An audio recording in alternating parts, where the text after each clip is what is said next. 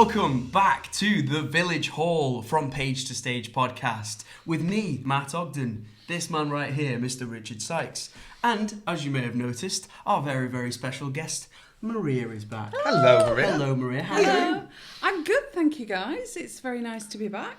We should say the context of the podcast. We've just finished the first rehearsal of the Village Hall. Yes. And it was a joy, wasn't it? It was incredibly exciting, and it was wonderful to see all the faces of all the characters. It's amazing. It's a much bigger cast than George, isn't it? Oh, yeah, it felt huge. Yeah.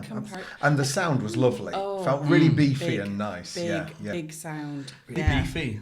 Well, I think our alto section this time is just bursting with talent. Wow. And they nailed every line. Today, you don't know because you weren't there. I don't know because I wasn't there. You were rehearsing School of Rock. I was up rehearsing the road. School of Rock. Up road. Plenty going on. Yeah, Yes, we did two songs today. Yeah. One of which was And Breathe. We chose one of the most complicated songs. And and then we did the hardest song. So we did a song called Together, which doesn't, it sounds a nice simple melody until you realise that everyone has to sing it together. And Amazing. Amazing. Where does he get his ideas from? Fantastic, isn't it? The boys are natural. It's only the second time he's written a song where you have to and breathe as well. So we did Together, and it's got some very tough rhythmic patterns. It's not an easy sing, is it? No, and it was, I mean, you know, as the non-musical part of this, it was really interesting, because obviously, I said this to Rich earlier as we were coming back, when I get the script and when I get the tunes sent to me and everything and all the rest of it, it's kind of like a sort of finished article in a way, because Rich has obviously already, you know, kind of worked out all the harmonies and all the different lines, and it's all been... I get like the completed thing. You get the full package. Yeah. And then you have to correct the full package. Yeah, frequently. But the thing is, it's kind of the complete version. No. I chose the wrong button. You did.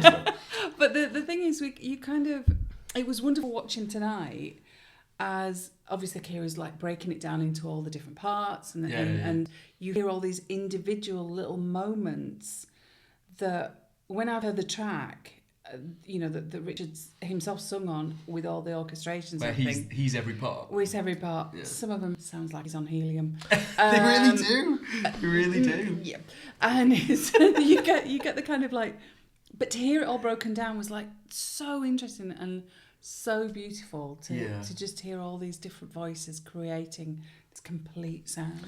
It's lovely. There's a lot of layers in Together. Yeah. There's a lot of togethers together. Yeah, there's call and response, there's harmonies floating in and out of each other, and it just sounded gorgeous. Oh yeah. The cast won't believe that, because it was a struggle to get it on the right rhythm, but some picked them up so beautifully. There was a couple of moments where you went, ooh, okay.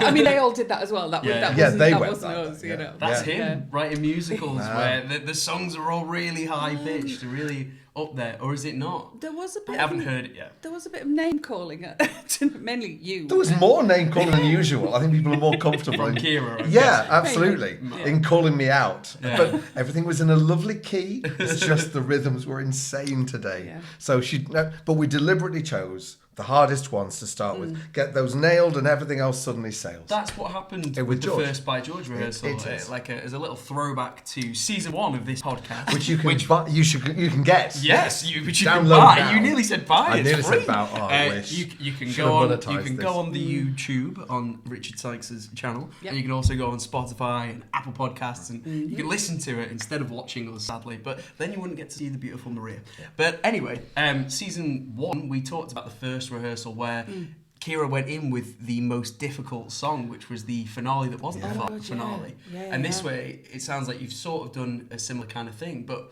where are the two songs that you were doing tonight in the actual production? One is the first big song. Okay, in fact, it's the equivalent to the Yorkshire Born and Bred. It is, and it's fast and furious. There's lines popping in everywhere, and Breathe is a real tour de force, and it sounded it tonight when everyone comes through with the final bit. It really sort of sprints up. We've been waiting out there in a right torrential shower, and 90 minute yoke has just been cut to half. So you see, it's got that complexity to it, but also it's got that really rollicking hook. Da da ba da da da da da da, and it builds and builds. It as does, well, which yeah. Which you'll wonderful. notice we're using for the podcast. We're using We are. moments. yeah, of course. That's right. Yes, it's our theme tune at the end. A little dig. Nice. Yeah. It was a sweet one. But away from tonight's rehearsal, we'll fill you in with the rehearsals process as we go through the next few weeks. Yeah. But we've brought Maria here to talk really about the editing process of this one and the creation of the script. It's been fun, hasn't it? It has actually. We've developed a new system. Oh, God. I'm not stressed at all. We have actually. It's been very different because obviously. Is it that you get more red pens? We've progressed. We've developed even that. I feel like you had a black pen last time when it was like it needed to be redacted. Yeah, we're still there. Oh, okay. The thing is, last time, because obviously last time, I mean, we talked about this a lot, obviously, in the last podcast, the length of time it took from the original ideas to actually George 23 years. making it to the stage. And the thing about George was, because obviously after the original musical and when the first version, the Wibbits kind of version, we did work on that. Yes. And then there was a massive gap, and then probably over 5 years we kind of started working a lot more. You started bringing more and more of George, and the last couple of years were really kind of intense in comparison. It kind of like developed that way. This started intense and has never kind of got any less, really. Because you've not had a pandemic to then really kind of like bring you focus onto Absolutely it. not. Have you? I mean, the original idea kind of came whilst we were in the process of George. I think the timeline is. I think it was towards the end. It was while rehearsals were on, certainly. Definitely. And I think by the end of it, we'd settled on you fancied doing the sitcom. Yeah. And then that was changed to, because I can't write a sitcom, so we're writing a musical. So yeah. Yeah, and the thing. The success of George really helped because it meant it solidified what we were going to do. Yeah. So we kind of found a different way of working this time. Which is, I don't know how you feel, but I think we've done a little bit more remotely. Yes. So we've had less very long face-to-face kind of sessions of kind of going through the whole script from start to finish. We've kind of done lots of that kind of separately. Like a Zoom calls, do you mean? Or like you've kind of gone, here's the bits I've done, do you want to review them and send it back to me? Exactly that, yeah. Nice. So notes on Word documents, for instance, rather than a 4-hour chat about a comma here and there. Well, you think we there are certain words that were very important in George, and in this one I think it's a little more conversational, and so the style lends itself more to we can change that whole sentence, we can wipe that out, get rid of that, and it works better that way. I think we as well, I think right at the beginning we had a lot of conversations before Richard started to write anything, really. Yes, very much so. We had a lot of conversations about his do's and don'ts. You will not include this, Richard. And we had a lot of conversations about the storyline. Yeah. So we talked an awful lot about the staging, and one of the things that was kind of like the first idea was this is going to look like a village hall, and the floor became like the first point of development, didn't it? Really, because it was this idea of a wooden floor with the faded badminton lines and all that kind of thing. Yeah. And some of them loose tiles as well. Yeah, that's it. That's exactly it. And unidentified. You trip over just as you're about to do a smash. That's right. Yeah. 2 or 3 bits of tape down. Bits of tape down. There's a stain that nobody can own up to. All those kind of things. What kind of stain? Oh, the drip of the lights. I shouldn't have asked. So, and we just thought it would be great to have this set in there, and the audience should feel as if they are kind of peeking through the windows almost. Yeah, so that's why it's in the round then. Absolutely. And the audience, in a way, create the 4 walls of the village hall. Yeah. So the audience is the character. Yeah. The whole thing, though, is it kind of had to feel that sort of surround, didn't it? And that's why we went with the format. And, I mean, I know the LBT can be adapted to that format, and that was again another thing that we sort of talked about early on. And I remember oh God, what, 30 plus years that they've been around now, being in one of the first shows that was ever done in the round. They did a community production of Alice, which is a musical based on Alice in Wonderland, and I was involved in that. And that was where you could completely flat floor it, you know. So if I apologise to anybody who's not been to the LBT, who may be listening to this or watching it, but the back of the right part of the auditorium and the stage is at exactly the same level, and you could flatten it out completely. Now, obviously, in that intervening 30 years, there's been alterations made to the building. You can't quite do it exactly like that. Oh, right, okay. And so early meetings with the LBT made that really obvious. And it's like, right, okay, so we can't do exactly what we thought of anything. So we kind of compromised and came up with other ideas, and it works.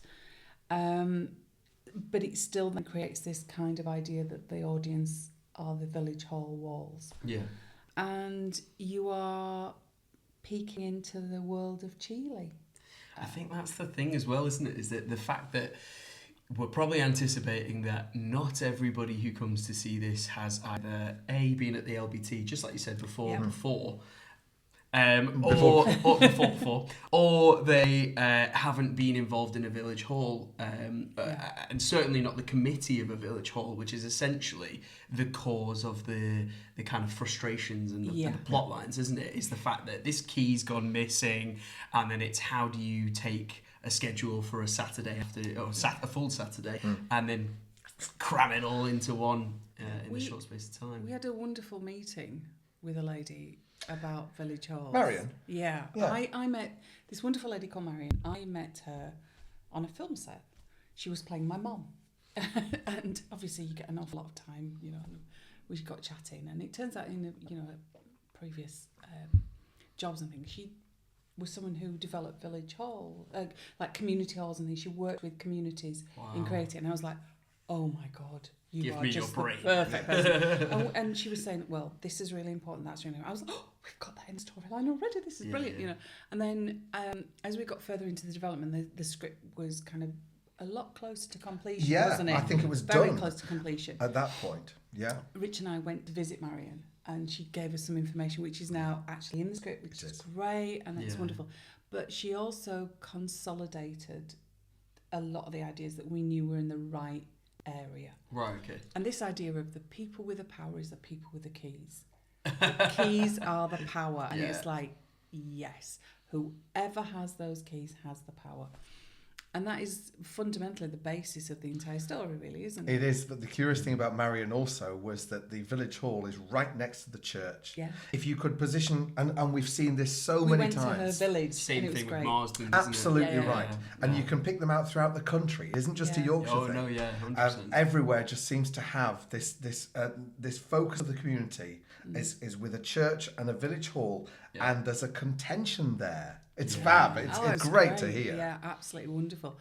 And I think because we'd done that, the storyline was very much there before the script. The difference with this and George fundamentally is that the first draft we had isn't necessarily very far away from what we ended with. There was an awful lot of consolidation. So every time we had a read through, we said, yes, it works. Yeah. And then we thought, well, let's try it again.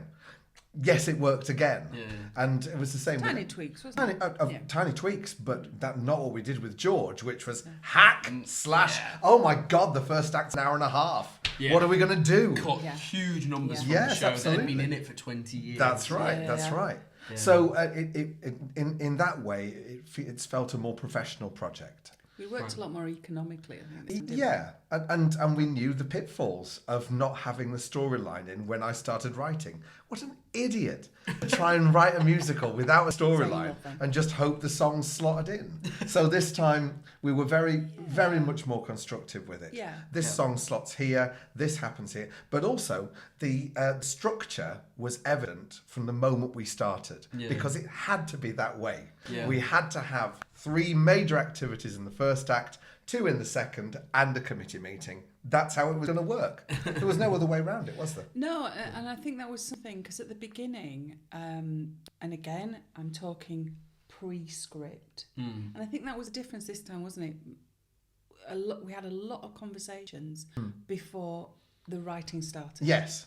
And that, I think, has made a huge difference and a huge help. Yeah. So one of the Richard sent me a list of potential pairings of activities. Yeah. Oh, with some doozies. Yeah, so that's the activities that are happening on stage at the same time. Yes. That are part of that. So that's the 3 at the start, like you said, and then 2 at the end. Okay. Yeah. Right. Are you going to run them through with us now? No. Because they are potentials, the on... ones that got cut? Oh, my... Well, the big one that got cut was a Bible reading. Not a I Bible can understand why Maria stopped. Oh, Richard. I went on this huge rant. Of course you did. Did it get a bit political? Where do I start? I was instructed not to write when I'm angry. Yes. It's like going to the supermarket when you're hungry. Absolutely. For you, isn't it? Yeah. It was a diatribe. So he woke up. He had a fully formed song. I think Richard had sent me the script at 1:30 in the morning or whatever. Yeah. It's a ping on my phone. I was like, oh, that'll be the script then. Yeah. Right, okay. And Do you have to read it now? Yeah. Surprisingly, yes, I always say that. Yeah. And I got up quite early the next morning and I couldn't sleep. And I got downstairs and I sort of opened my laptop and I started reading the script. And of course, that was it. And 5 hours later, I was still there or whatever. And I started making notes because we kind of got this new system. Yeah. The pens still exist. But the pen's reserved for when it's been printed. Yeah. And it's several edits down before it gets printed this time, yeah? And I was like, so I was making all these notes and I got into it and there was a big kind of rant in Act 1 and I was like, oh, Rich, you can't do that. Oh, I thought you meant the big rant was you. No. Oh, no. And then I got further into it and then there was the scene that Richard's just mentioned and I was like, no. So after about 3 hours of kind of going backwards and forwards and making all these notes, I thought, no. I was starting an email and rang him. I think we had a 3-hour phone call. We need a committee meeting. Well, yes. No. Did you write this when you were cross? I thought you had, right? Yeah. Something had wound you up. No.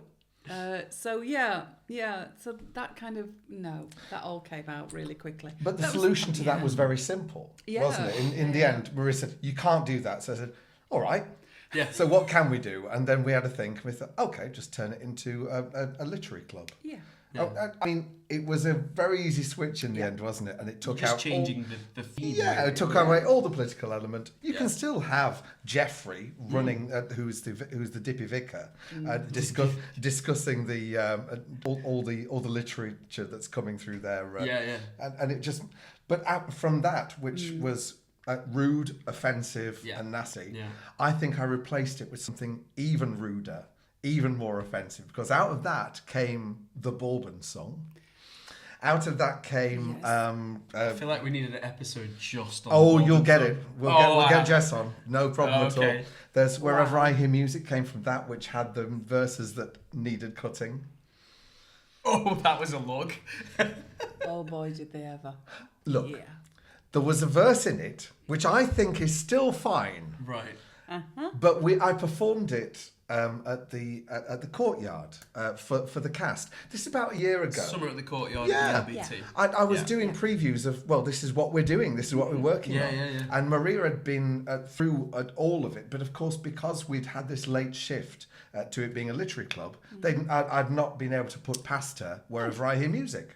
Oh my God, did he sing the original? Yeah, I told them. I said to the audience, look, she hasn't heard this. Maria hasn't edited this. I'm going to sing you what it's like before the edit. And she's not here yet. Yeah. And I wasn't. Was I there? I feel like I might have been there for that. It was purely coincidental. I wasn't there for the start of this concert. I mean, this was genuinely... I'd been somewhere else that day and I was going to arrive late. Richard already started, and he started with the Village Hall stuff. Yeah. Which was great. And he just finished the whole of that bit and was doing ABBA or whatever by now. I walked into the Courtyard. Natural progression. Absolutely.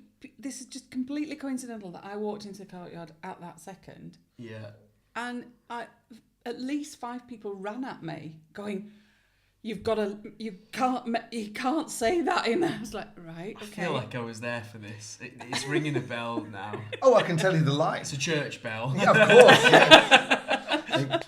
the song is about music that can fill the air in the least expected places. A lovely song. It's a beautiful song, and it really ramps up, and we've filtered a lot of plot lines into it now. We've now got a mad hockey team in there, but at the time we didn't. It was just a list of funny things, and it climaxed as my songs really often do, with the majestic sploosh of the anal douche that catches you unawares. Wherever I hear music, you'll be there, and that was the point at which I think Neil said, maybe not. Said Maria's body language has significantly changed since Richard started that. Yeah, you can see my pain, really, can't you? I was like, And so the anal douche is out. Right. Yes. Yeah. Shot its load. Oh, God. Done. How was that related to a Bible club? Oh, it just happened. Right, okay. No, you've got to... when the Bible Club committee went, Yes. I had to replace it with something which was Right. inspirational. And Inspirational. So naturally I thought about douching. Right, yeah. Yeah. Look, it's a perfect way to end an evening. Oh, start one. Oh, So- yeah, okay. I mean, now that the douche has This been is expunged... a family-friendly podcast, Is it? of course. Oh, We would just like to I didn't say. know that. Maybe don't listen or watch this episode with people under the age of 16 around. However, it's been edited and the show is fully family friendly. Give him the odd pantomime horse. Yeah, okay. when I there's a moment whenever I get a script from Rick. You just need to breathe. Yes, And breathe. You know that where that comes from now. And I get it, and I was kind of like, there's always a level of kind of like, yes, finally. You know, because I've been saying, are you going to send me another draft here? Yeah, I'm just doing this. Yeah, okay, fine. And then I get really excited when it comes, because I can't wait to, like see the next bit. See the story unfold. Yeah, how it's going and things. Unfortunately, it's different bits that unfold. As you have established, during George, I had the red pen. We've now got a coding system which is red stands for no Danger. but we'll talk about it. Right. Oh, Purple is no, don't even think about talking about it. Black is no, dear God, what were you thinking? Never mention this to me ever again. Never even have this thought again. We've had Bad words. So now when I'm just kind of typing up the notes, I just put code purple. Right. At the side, and it's like, oh, it's going then. I've had 2 code blacks. Oh. That's all. Yes, you have. Yeah. That's all. Yeah. Several purples and quite a lot of red. There was a lot of purple. Yeah. In your purple patch. There was a definitive purple patch in the middle. There's even a line about not having, but anyway, We'll come to that eventually. You'd be amazed what's got through the censor. Right, okay. Yeah, and the editor. I'm obviously just having a bit of some sort of like... I think I've worn you down. I think you have, actually. I think you have. Yeah, I still occasionally, I'll go, It's the success of By George has gone to his head by the sounds of things. It's a different kind of head. But anyway, so in terms of... This is the problem, is that he asked me to do a podcast. He said, I'm not going to tell you anything about the show. And I went, that's fine, that's great. And then I turned up and then I found out just how much smut was in it. There is a lot and then this one is actually worse. I think it is. Yeah. I think we've progressed. Yeah. I've brought you down to my level. Attitudes have changed and times have shifted and the village hall is full of all sorts. I assumed as I aged I'd get more mature. No. Nah, No. Okay. not a prayer. No. Good. But we had a lot of fun doing the editing for this one. Yes, I think it was more fun, less stressful, because we knew that it was getting there. And it sounds like a simpler process as well. Like you said, because you're keeping it digital, Yeah. you're keeping it to a point where it's kind of a back and forth, and you've got that ability to, you've already been there and done that with a lot of stuff. Especially when you mentioned before about chatting with Marion and chatting with other people who've been involved in village halls. Oh, yeah. And then you've also got the fact that you've staged a production of your own at the LBT. You've been able to kind of be steps ahead this time, haven't you? We've got far more behind us. Yeah, and we didn't have 23 years to wait for this. No. So I think as well, when we did have conversations about characters, about plot lines, they're the ones you want to be having. yeah, and we did get together, sit face to face and have a lot of conversations and things like that. there's a moment that I kind of remember with a great deal of fondness. We were on holiday about this time last year, actually. Yeah, exactly. In fact, exactly this time Yes. last year. And we'd had lunch. The family had had lunch and all the rest of it. And Rob had gone off to line or somebody. Mum had gone off. And Rich and I stayed on this beautiful veranda in the sun. We were in Menorca. And we got talking about particularly Francis. Yeah. We were talking in real depth about Francis's story. What anybody else sat on that veranda thought the hell we were doing, I have no idea. But we had a really long, in-depth, serious conversation. I remember about it being Francis. teary. Yeah. Really feeling for this character. We talked through, not just her, we also talked through Helen. Yes, we did. And their relationship and backstories, and really tried to find levels and what fit and what was right for the overall production, and had some really serious conversations about stories. To be fair, we said on the last podcast and the podcast before that we were working in pairs. Yeah. And there were an awful lot of leads. In Yeah. case anyone's forgotten. That's right. I mean, we've got an awful lot of comedic pairings in this. Yeah. And we've got an antagonist, but also these two at the centre have their own separate storylines, which is a sad and there's some elation in there sad as well. And frustrating as well. There is. You've got all different levels. They're beautifully rounded characters, but it's because of conversations like that and the fact that everything worked. Whilst you're on holiday. Exactly. Yeah. Well, no one supposed to be switched off, but Oh, we don't though, do we? I don't do that. Is that why Rob went off to sunbathe? Oh, they're going to talk about the village They hall. I think everybody, probably the entire family now, just leaves us alone every so often. Because Yeah. something will happen or something will, and we'll go, oh, so, and we just start having this conversation, and then we kind of go, where did everybody go? It's kind of... It's often during a meal. Yeah. And we'll go off into a separate... We won't move. A sub-conversation. They'll start other conversations because they know there's no stopping us. Yeah. And there's a real intensity. And it's the reason I love working with Maria is that, we're together an awful lot. Yeah. Outside of writing. It is less of a professional relationship rather than... We're brother and sister, so it works that way. And we can tell each other when something is crap and when something really works. Yeah. And there's no danger, no shame, no nothing. No one holds anyone to any high account. Yeah. It's just the fact that it doesn't work, let's do something else. And we've both got faith in each other now that that's the relationship we have. And the funny thing that you just said about identifying the fact that your brother and sister-in-law is that at the launch night, I think I mentioned this to you before. Yeah. At the launch night, someone sort of said to me, "Oh, it's a family written show.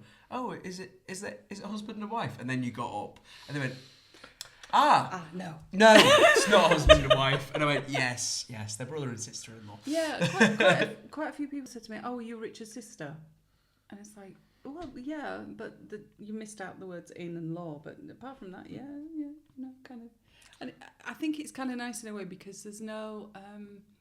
there's no holds barred. You can just be honest with each other. I think that's the thing is because obviously... Richard, this is shit. No. You've never said that. No. One of the things is if you're putting yourself out there creatively, then you don't want to be shot down in flames every time. But what you do want, it needs to be constructive, and Maria is always that. Yeah. I'm the one that's destructive because I'll just say, right, stuff that, let's try something else. Yes. But you'll try and cultivate it off. Yeah, I think as well. I think my job is kind of. Sometimes it feels really bad because my job almost seems to be to criticise. It's actually to filter, really, isn't it? Yeah, and you kind of sometimes when I'm going, I'm not sure this. Can we look at this? You need to check that. This isn't working. That needs to be this. It always seems to be like kind of quite negative. Yeah. Whereas actually. It isn't. It's being constructive. Yeah. But sometimes when you're the person doing that, it feels like kind of quite hard. I totally get that. Been in that position before. Yeah. I think because with the relationship we've got is so kind of we know it's not personal. Yeah. And we want the end product to be as good as it can possibly be. It's never taken personally. Only you're going to get that through honesty and integrity, aren't you? Yeah. And ultimately, that is the goal of editing is to say, okay, this idea that you've got in your head that you're kind of trying to get from A through all the way to the end to B, ultimately, if that doesn't come across the right way to you as an editor, then the audience isn't going to get that as well. They're going to be like, I don't understand how that anal douche fits into the story. Or fits in at all. Or fits in at all, Fits anywhere. I mean, the whole thing is... got to clean it up. It's so... Only if you don't do it right. It's so... You just get infected with the smut. We need to move on from this now, don't we? The thing is, though, you kind of...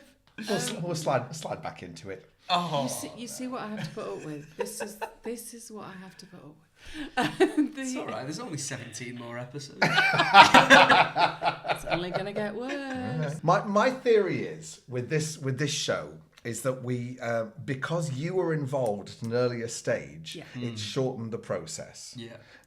Enormously. I'd had so many well. years slogging away at George, and it's become a really unwieldy kind of beast. And then you pinpointed what the staging should be. That was a lot, it was the didn't it? key. Yeah. We mentioned it in series 1 of the podcast. Go back and listen Come after and you've have a watched this. This or is listen correct. to this. And then and that was the key moment when everything started to come away. With this one, because we'd established way early on that this was going to be in the round, we could write it with that in mind, and that sped things up.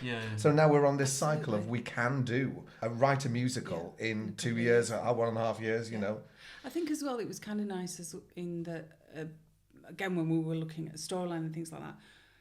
You know, Richard will have ideas for characters and where obviously write all the the whole script, all the music. Oh my god, the music's amazing.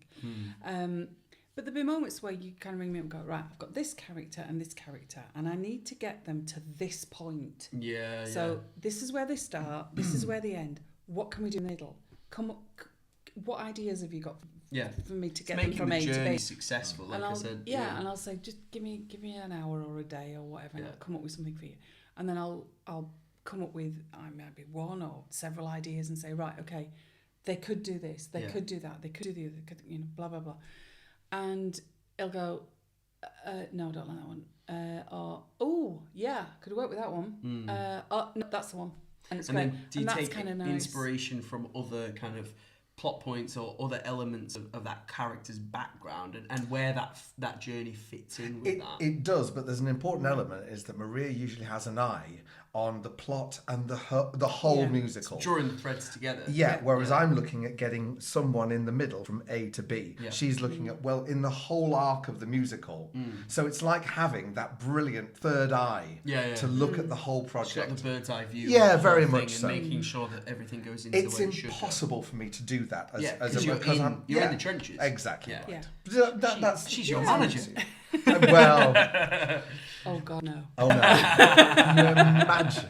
I think that's it's kind of no. You're right, as in it keeping on track, especially this time with the time constraints. Yes, there was absolutely no time for anything to just a flight fantasy because no, we've got to keep this contained. Has that helped? That's something that I wanted to ask last time, but I needed Maria here really. So you had that set deadline of we are going to do this the same time in 2 years, same month, 2 years time. When you have a restraint, or when I have a restraint, my puzzle solving notion kicks in. Because I love cryptic crosswords, and what I do overnight is my brain will try and solve a puzzle, in a real life puzzle, about how to get this money from here to here, or do this.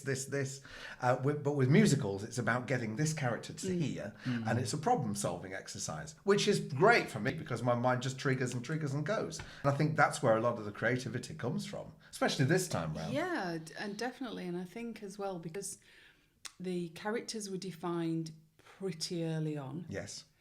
Obviously, there have been tweaks and changes as the characters start to interact.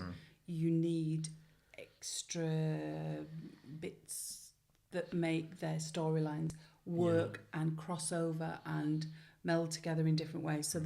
So from some of the basic start, a lot of the storylines were then there were additions to as we went along.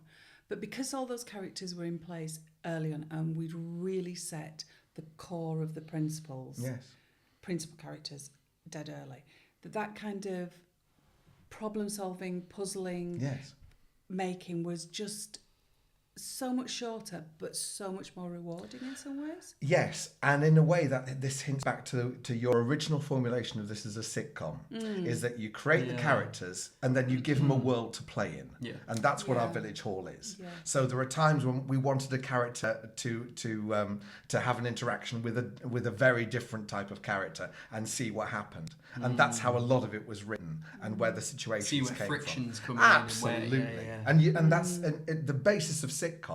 And so, and that's why, again, this isn't a musical, it's a play with music in it. And so it's the same thing. I think even more, I mean, we said that about George quite a lot, but this is even more so. Yes.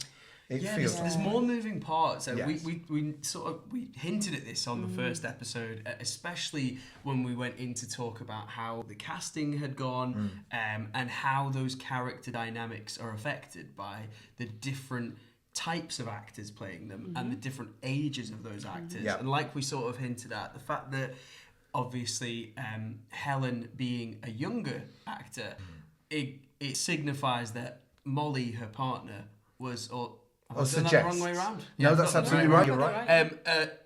It suggests that Molly may also have been a younger person, and therefore passing at a younger age has even more weight to it in terms of what its impact was at that moment in time. Absolutely. And so what I was going to ask you then was, because you had with George, it was one family, and it centered around Pauline and it centered around Sam as an extension of that. With this, you've got so many moving parts to figure out. Is the challenge when you come to edit it now you're in that kind of rehearsal period? Is it watching what people come up with in those characters and how they might affect the kind of way that the piece is interpreted because of their ages, because of their dynamics? Is that something that's going to be a bit of a new experience?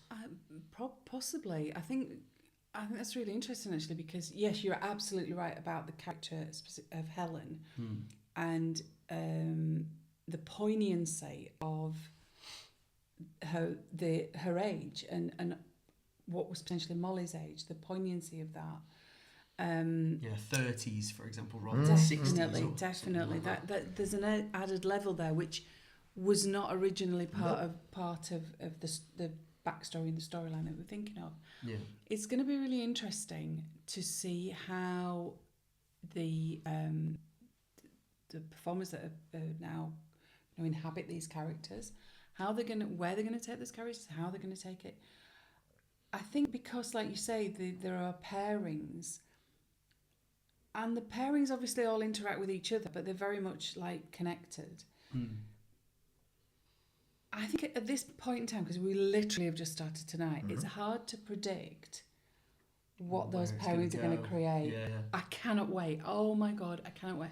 I was going around and talking to people tonight, in the breaks and things, and saying, I can't wait to see what you're going to do with this section, and I can't wait to see what you're doing that. And I mean that 100%. Without inferring how you want it to be. Leave it to them. Wholeheartedly. I mean, I can't wait to see what you were going to do with it. Because the stage directions, they're not really written to give clues to the characters as to who's doing what, especially. It's more about positioning and what's happening on stage. It's a farce, and for a farce to happen, you have to be very specific about where a character goes off so that they can reappear. So the activities are happening at the right time. So in the right there's an awful lot of layers in this that we don't know yet. Yeah. Because they'll come in. Because they'll come in on the choreography and through direction. Oh God, yeah. And I think again, waiting to see what Neil's going to do with it is so exciting, and waiting to see what Lauren's going to do with it. Just like, I mean, we were chatting tonight while the singing rehearsal was going on, and watching the creativity happening between them was just like, yes, this is great. Our Joan met our Jenny tonight for the first time. Yeah, and they're obviously the pair there. Yeah. Our vicar met his wife tonight. Yeah. I mean, they've worked together before. Oh, okay. I think so, yeah. Yeah, but it's curious to watch these partnerships taking place because they're going to be, for the next 14 weeks, they're going to be working because everything is done in pairs, ostensibly with each other. Yeah. The other thing that's interesting is that Neil has said what he's going to be doing for the next rehearsal. Right, okay. Curiously, we're working in the round. Yeah, this is good. And so what we're going to be doing is a reading in the round. So everyone can see each other's reactions. Absolutely, and get people away from the mindset of that's the front, and that's where you performed it. Oh no, the whole thing is in the round now. So the way Neil is structuring these rehearsals is actually changing. We're going to be marking out the scenery, what scenery there is, the scale of the stage on the next one, so that people know exactly where they are. It's an intriguing way of working, and again, this feels more developed than it did with George. Of course, it feels more proactive in terms of how it's staged. I agree, it's a more challenging staging environment, but it's nice to have that addressed so early on.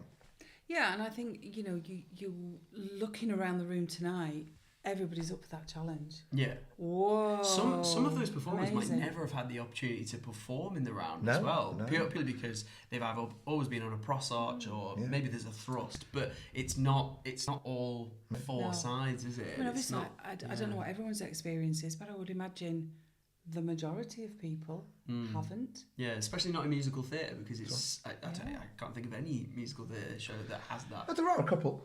I mean, the other thing, God, we had this all the time with George. Oh my God, is it going to work? Oh my God, is it going to work? I mean, all the way through. And but this time you've got him not having to be on stage. You've Absolutely. got him there in case you need to. Just need to point out, Matt, he was singing tonight. There was no way we were stopping him. Right, of course. He'll be in a vocal booth come the show, and I'll be like, "Where is he? I thought he was sat with me." He was like, "There'll just be me and you with Kleenex."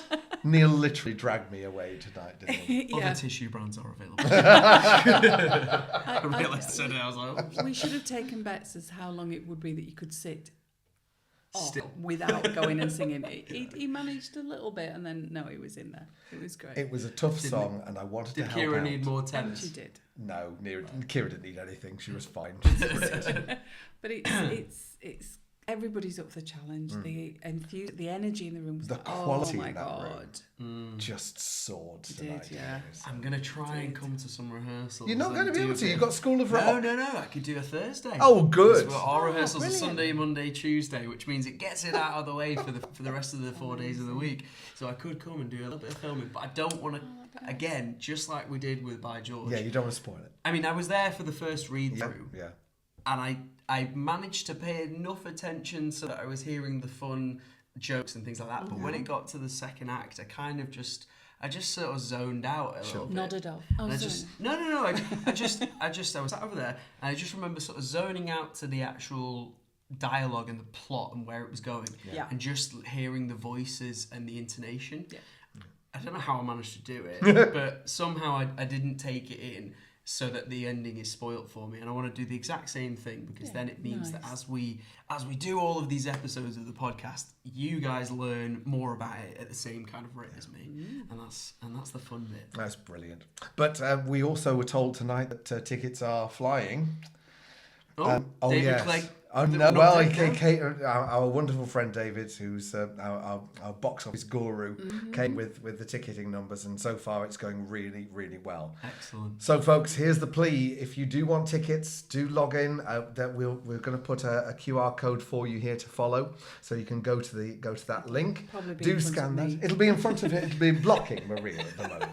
So yes, do take that, folks, and we'll anal douche that away. And here comes the rest of the information for you. You can follow along our story at www.richsykes.com. You can follow us on Facebook. You can also follow us on Instagram. You can indeed, yes. We've updated the Instagram handle. It's the Village Hall Musical now. Of course. It is. And also, folks, if you own a village hall or you run a village hall and you wouldn't mind us setting up a podcast in your village hall, we would love to do some podcasts at your village hall. So do drop me a line, and you can do that at the website as well. Thank you. Awesome. Marvellous. It's been really good fun. It's been nice to catch up with you as well, Maria. Absolute pleasure, Matt. I'm sure we'll have you on again, and there'll be some edits and there'll Also be some an absolute news. pleasure. Yes, I mean, yeah. What's the chances of me not interfering at some point? Low. When he starts writing another song, We're ready. That'll be it. It's already there. Oh no. Yes. It never stops. Excellent. Right, thank you very much for joining us. It has been fantastic to catch up. Join us next time for another fantastic episode of The Village Hall from Page to Stage. Goodbye. Bye.